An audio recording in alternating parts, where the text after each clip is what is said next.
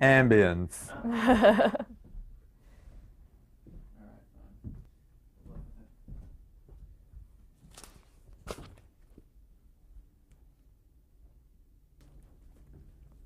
We got some extras in the back.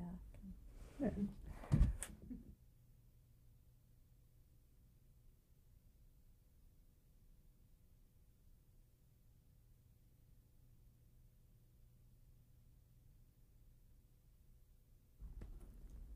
Okay, when we left off, we were talking about Del Vecchio and your experiences with William Sackheim. Right. Yeah. Well, I should tell you that Del Vecchio was a cop show, for those of you who don't know that. And why would you? It was in 1976. It was a long, 26 years ago. Judd Hirsch was a cop. His partner was a young Charlie Haid. Their boss was their captain or lieutenant. I don't remember which he was played by Michael Conrad, who went on to be Phil Esterhaus in Hill Street Blues for us. And it was a cop drama. Del Vecchio had a dad who was a barber, and he was, as I recall, going to law school on the side, and it was a great experience for me, just a great experience for me. We made 20 hours of television that season. We got canceled. And we got canceled probably with the kind of ratings that today would have you the #1 show in television. I think we got canceled with like a 27 or a 28 share right after one season. And but I loved it. I loved every second of it. I wound up either writing or fully rewriting, I think, 12 episodes of that show. I'm sorry, no, I wrote 12 of them and like rewrote the other 8. I mean, I got sick in the course of that year and I never got better. I was a mess. I had never worked so hard in my life. But I was in 32, 33 years old, and I knew that I was learning so much, and it was the first time I'd ever worked on a show that I loved. It was the first time that, even though I hadn't created the show, I fell in love with the characters and I made them my own in a very real way, and Billy was just such a generous mentor. He was such a wonderful teacher, and he was so encouraging and supportive and complimentary, and I would have died for him. Damn near did that. Boy, I got sick that year. And of course, in those days, I smoked cigarettes, and so I had this terrible bronchitis, and it just wouldn't get better, and because I was writing at night, and then more. I mean, it was terrible. But were you experimenting with different techniques at that point? I probably was, but I can't tell you that I had any conscious sense of anything I was doing, other than that I felt so keenly those characters that it was kind of easy for me just to go do it. Each character had a really specific voice, and there were 3 remarkable actors. I mean, Judd Hirsch is as good an actor as there is out there, and Charlie Haid, while I don't think anywhere near the actor that Judd is, had then such a strong personality and such a specific personality that he was great fun to write for. And Charlie and I were old friends. We went to college together. So I knew him very, very well. And Michael Conrad, probably that character, though he existed in the creation of the show, that character was in terms of his voice, I think, a character that I really fell in love with. I loved writing that character, and found a sort of florid way of writing for him that was so at odds with Michael's persona that it was funny, you know. And when Mike Kozel and I wound up doing Hill Street some years later, and by the way, it was on Del Vecchio that I met Michael Kozel. We worked together on that show. You know, I instinctively took aspects of the character from Del Vecchio and sort of informed Mike Conrad's character in Hill Street with a lot of that voice. Well, working at Del Vecchio, were you thinking of other shows or pilots that you wanted to create, or did you start? No, not at the time. Not at the time. I was just so busy doing that that I had no time to be thinking of other things. Although towards the end of that, you know, as it became clear towards the end of that season that Del Vecchio wasn't going to float, my friend Steve Cannell, who was having this huge success with Rockford Files at Universal, and he and I were very close friends. We sort of invented this little show that we wound up doing in 1977 called Richie Brockleman, Private Eye, starring Dennis Dugan. And the basic premise of Richie Brockleman, which today is a show that I think could work. You know, it was The Graduate as a private eye. It was the idea of an 18-year-old kid who decides he doesn't want to go to college, and he becomes a private investigator at the age of 18.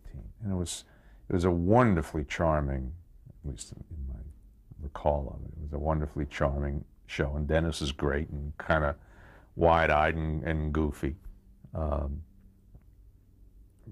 But it was an oddball show at a time when nobody made oddball shows. And so we had a terrible time getting anybody to take a bite out of it. And finally, reluctantly, because I don't think Universal liked it, Frank Price, as I said, wasn't much of a fan of mine. But somehow, Stephen and I kind of got NBC to agree to make 6 of them. So we made 6 Richie Brockmans. It was fun. It was great. Talk about working with Stephen Cannell. Stephen's great. You know, Stephen and I are still really close friends. In fact, Stephen and Mike Post, you know, the composer, and I actually own a business together today. You know, it's called Westwind. It's a post-production facility. And we really sort of did it just as an excuse to have something to do together, you know, and hang out and have our silly little meetings and things. Stephen had this then, and still does, just a remarkable story facility, which I always admired, particularly in that genre of private eye stuff, you know, all those shows, you know, Rockford and Beretta, and you know, and Steve was always funny, you know. I mean, he just, you know, I was in awe of his talent. And our careers were going in opposite directions. You know, Stephen was a star. You know, he was a real rising star at Universal in those days. And I was just sort of, you know, treading water. Which is why I left. In 1978, I thought, boy, you know, I've been here for 12 years and I've just sort of hit a wall, and Frank Price didn't like me, and I don't think he had much faith in my abilities. And I thought, I got to get out of here. You know, I just got to go somewhere else and try to, you know, kickstart my career and get out from under this sort of oppressive environment. And I think a lot of it had to do with the fact that I started there as a 22-year-old kid, and they just look at you a certain way, you know. And going to MTM for me really was the start of a different phase of my career on every level. Partly because A, they just took me more seriously because I was by then an adult, and they treated me like an adult, which was a refreshing change in and of itself. And also as a company, MTM was it was so unlike my experience for 12 years at Universal. It was like a breath of fresh air. You know, it was small, it was writer-driven. Grant Tinker was just the greatest guy I'd ever met. You know, here's this guy who, you know, comes to work in jeans and a sweater every day, and he's the boss, and his door's always open, and he'll go to a meeting with you just to support you. You know, keep his mouth shut, sit in a corner. And I thought, wow, unbelievable. And from the day that I arrived at MTM, I realized that when I went over to a network to have a meeting, I was treated completely differently for two reasons. One, because I wasn't at Universal, and two, because I was at MTM.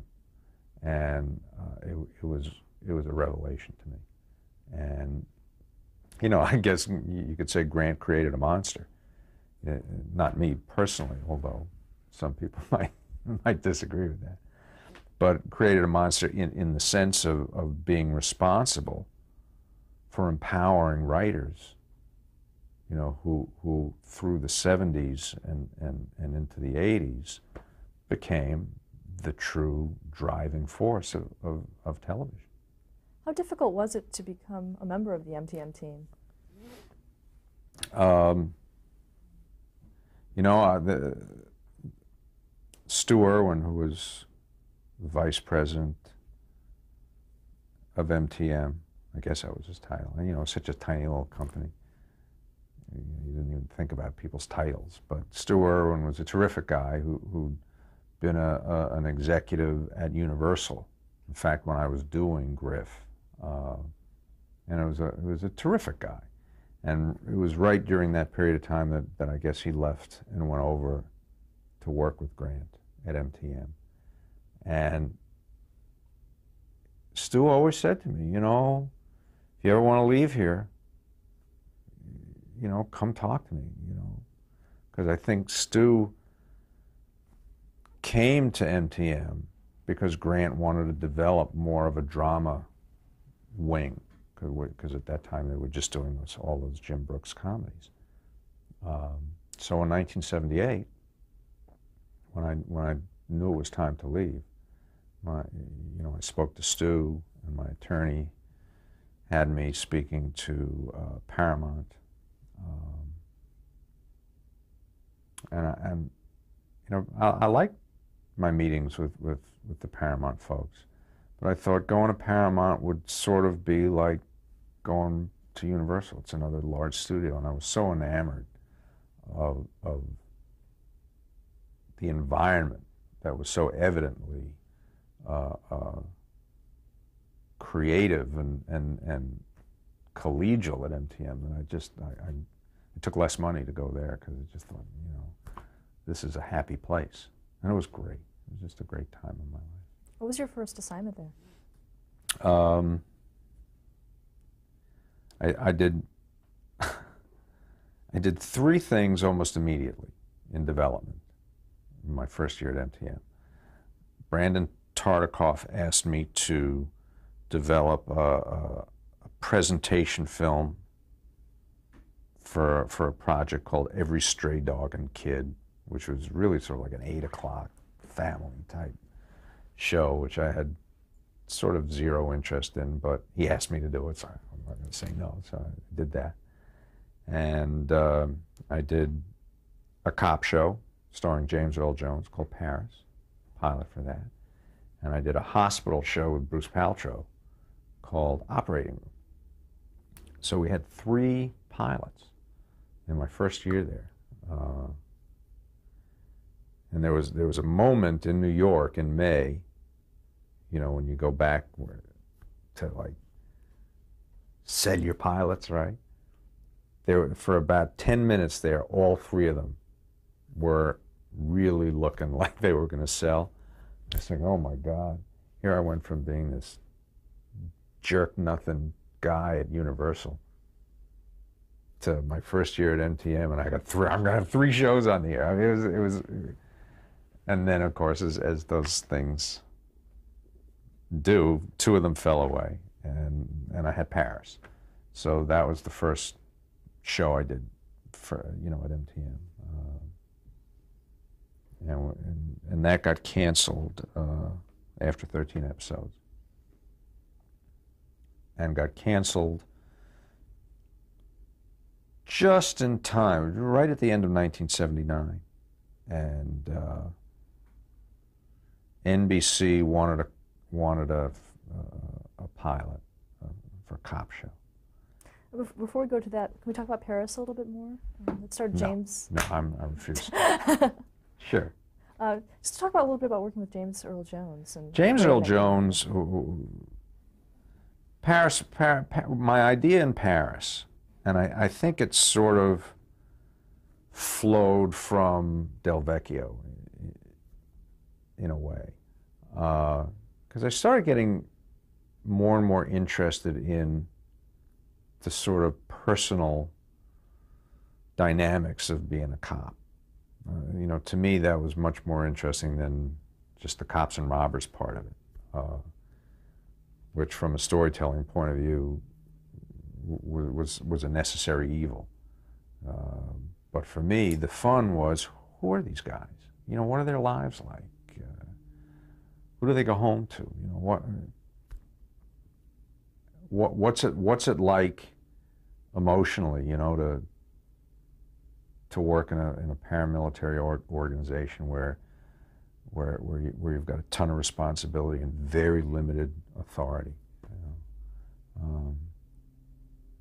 So those are the kinds of things I was interested in doing, and Jimmy was a friend of my family, so I'd known him for years and years and years and years. So it kind of, I don't remember what the exact moment or the connection was, but I guess I had thought before I went to MTM even that if I ever got a chance to do a series, you know, I could, you know, capitalize on my relationship with Jimmy maybe and do something with him, because he's such an extraordinary talent.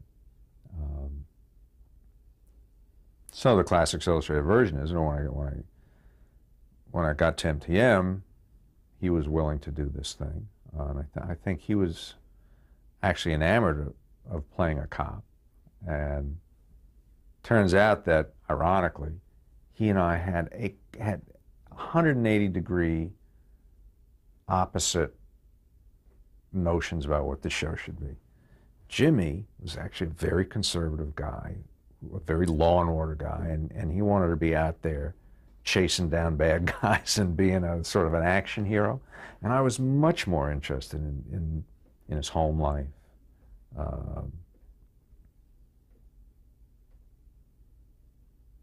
All that stuff, you know. So that there was a tension in that season between me and Jimmy. And ironically, at one point, I got so frustrated that I said to Jimmy, I said, you know, we don't need to beat each other's throats about this. I said, I'll walk away. And somebody else can come and do this thing that's much more in sync with what your point of view is. And he'll have a much better time, and we're not going to be fighting with each other every day, because why do we want to do that? And in Jimmy's wonderful, perverse way, he said, well, if you quit, I'm going to quit. You know, so we were, like it or not, we were sort of joined at the hip.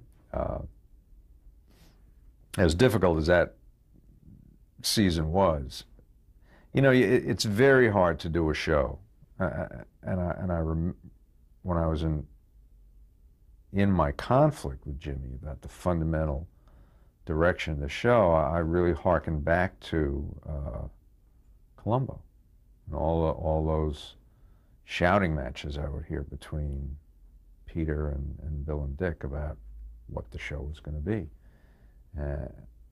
And while Jimmy and I never shout, I mean, we were not screaming and shouting at each other, there was clearly a fundamental conflict in our visions of what the show was supposed to be. And when you have a situation like that, it's very hard to make a really good show, because you're so busy fighting the war that you know, you're dissipating too much of your creative energy, you know, arguing about what the show should be instead of just doing the damn show. But you know, with maybe one or two exceptions, I can't ever remember doing a show that I didn't learn some good stuff from, and particularly at that time in my life. Here's an anecdote that has some usefulness in this saga, you know, apropos of Bill Sackheim, because in the midst of my worst time doing Paris, where I just felt overwhelmed. I mean, I was a creator and an executive producer for the first time of a show by myself, kind of at war with the actor. You know, and this thing was just overwhelming. And I called Billy, and I said, help me, I don't know what to do. And we went out for lunch, and I said, you know, I'm getting up in the dark, and I'm coming home in the dark, and the dog barks at me, and my kid doesn't know who I am, and my life is miserable, and the show's not good enough, and I don't know what to do. And he said, I know what you should do. I said, what? He said, you should work harder. I said, what? He said, work harder. I said, you son of a bitch. I said, what do you mean work? I can't work any harder than I'm working. He said, yes, you can. He said, you know, he said, look, if you don't want to do this job, that's okay. You don't have to do the job, but if you're going to do the job, you got to step up. You just got to work harder. I was so angry at him. I mean, really angry at him, because I thought, you know, how arrogant. I mean, what does he know about you know, how hard I'm working? Because I didn't have any more hours in the day to put to this job than I was already devoting to it. And I didn't understand what he meant until we sold Hill Street Blues. And then I understood what he meant, because I worked harder. I didn't necessarily work longer, but I worked harder.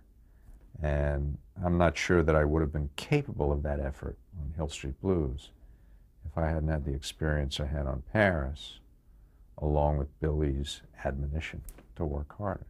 So again, you know, no matter what's going on, there's stuff to learn. So that was a very rich time for me in terms of growth and, you know, just learning what it takes to succeed at the highest level. Let's go to Hill Street Blues and the genesis of that program. Okay. Hill Street Blues.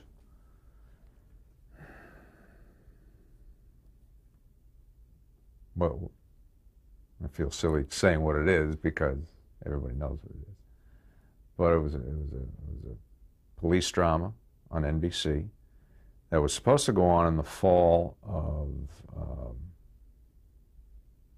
1980, and didn't, because there was an actor's strike for many months.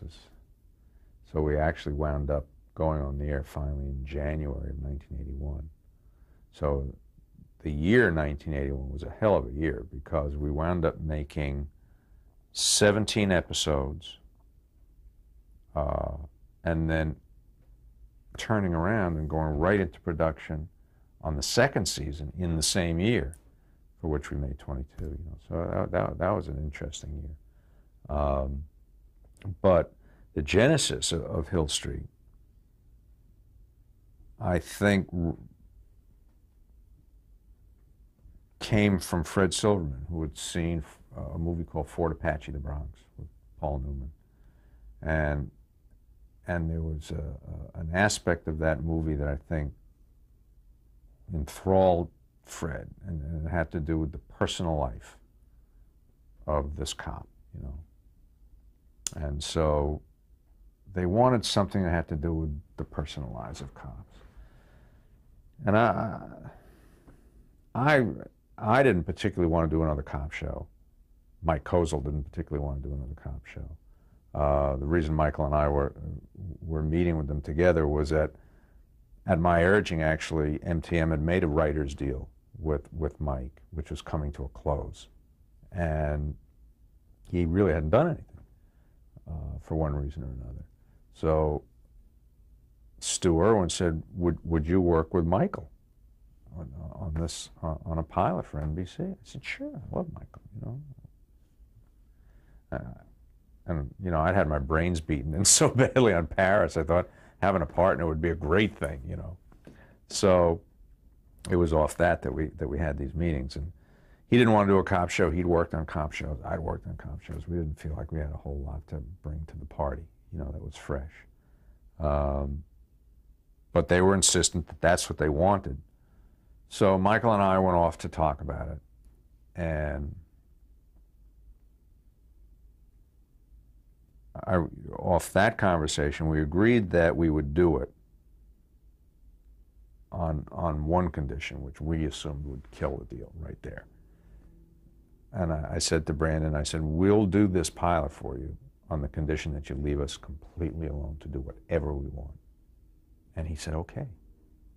Oh, now we're stuck with it. So we go back and we start.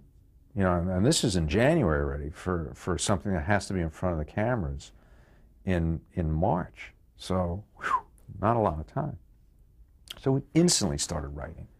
And it was one of those remarkable experiences where, you know, Michael was such a good writer and so imaginative and had so many characters rattling around in his trunk over the years. And I had a whole bunch of characters and ideas rattling around in my trunk. And the two of us just sort of, bam, came together on this thing. And we started to work, and about 4 days into it, we got a big blackboard in the office, and we started scribbling things and characters and things and stories and this and that. And about 4 days in, we got a call from somebody at NBC saying, so when are you guys going to come in and tell us your story? And I said, well, we're not. What do you mean you're not? Got to come in and tell us your story? I said, no. I said, you told us we could just go off and do this thing with no interference from you, and we're taking you at your word.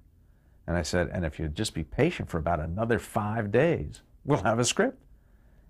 And we did. We wrote that script in 10 days. And it was remarkable. It was a great, great script. And everybody loved it. Everybody loved it. And then we wound up getting this 3-page, single-spaced memo from broadcast standards. You know, you can't do this, you can't do that, you can't say this, you can't say that, you can't. So we went over to have a meeting, and I said to Michael, I said, well, let's not just argue. Let's not argue with them about anything. Let's just hear what they have to say. So now they start going through their list of things, and because we weren't fighting them on anything, it's sort of in the vacuum. They eliminated like half their own notes, just as they went. Oh, well, we don't need this, we don't. And at the end of the meeting, I just got up and said, you know what, we can't do this project. Because I said, this project will not be what you wanted us to do and what we want to do if we have to accommodate all these ridiculous notes. And I left. Okay, actually, we're going to have to stop here and change the tape. Okay.